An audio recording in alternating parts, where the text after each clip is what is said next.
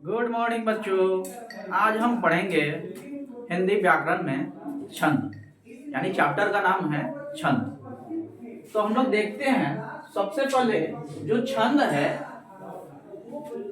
छंद शब्द छंद धातु से बना हुआ है, ठीक है ना, जिसका अर्थ होता है आच्छादित करना या खुश रहना।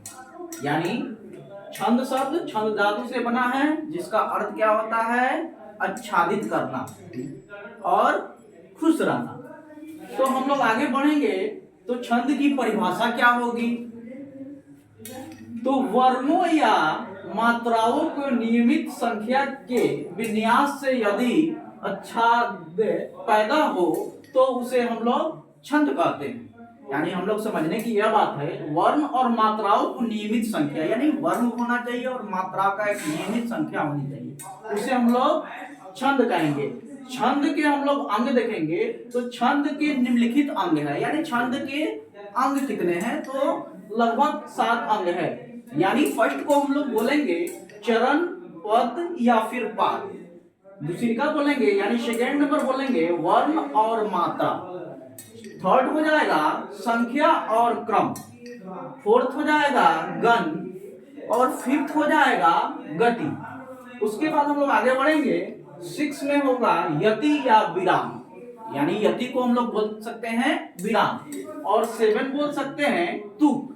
तो हम लोग 1 नंबर देखेंगे कि चरण, पद या फिर पाद किसे कहते हैं।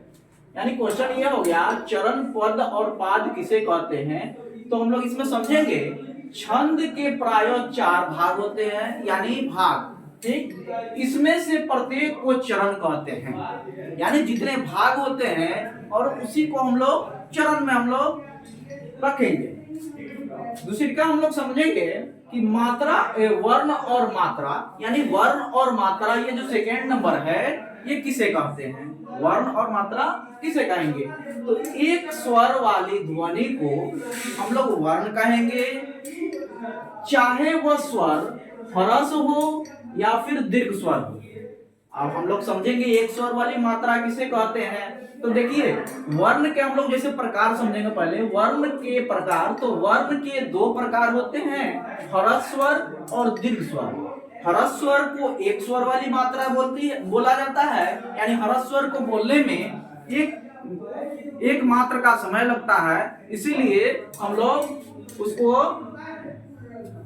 ह्रस्व स्वर बोलेंगे। जैसे अ बोलेंगे, ई बोलेंगे, उ और री लिखेंगे। उसके बाद दीर्घ स्वर, यानी दीर्घ स्वर को बोलने में ह्रस्व स्वर से दुगुना समय लगता है, यानी उसको हम लोग 2 मात्रा का स्वर बोलते हैं। जैसे हम लोग देख लेते हैं आ, तो आ का उच्चारण अ प्लस अ जोड़ेंगे तो आ हो जाएगा। बड़ी ई, तो छोटी ई और प्लस छोटी ई को जोड़ेंगे तो बड़ी ई का निर्माण होगा। ऊ देख लेते हैं, बड़ा ऊ, तो छोटा ऊ और प्लस छोटा ऊ जोड़ेंगे तो बड़ा ऊ का निर्माण होगा। इसी तरह ए, आए, ओ और औ, ये सब मिलकर दीर्घ स्वर, दीर्घ वर्ण का निर्माण होगा। उसके बाद हम लोग समझेंगे मात्रा किसे कहते हैं। तो मात्रा किसी वर्ण या ध्वनि के उच्चारण काल को मात्रा कहते हैं। मात्रा के भी 2 प्रकार होते हैं, ह्रस्व स्वर यानी ह्रस्व और दीर्घ। ह्रस्व में आपको आ जाएगा, ई आ जाएगा, छोटा ऊ और री आ जाएगा, और दीर्घ में बड़ा ई, बड़ा ऊ, ए, आए, ओ और औ आएगा। तो बच्चों इसको क्या करना है, आपको इसको कॉपी में लिखना है और इसको याद करना है। हम 1 मिनट के लिए आपके स्क्रीन से हटते हैं, आप इसको स्क्रीनशॉट लीजिए और अपने कॉपी में लिखिए। धन्यवाद।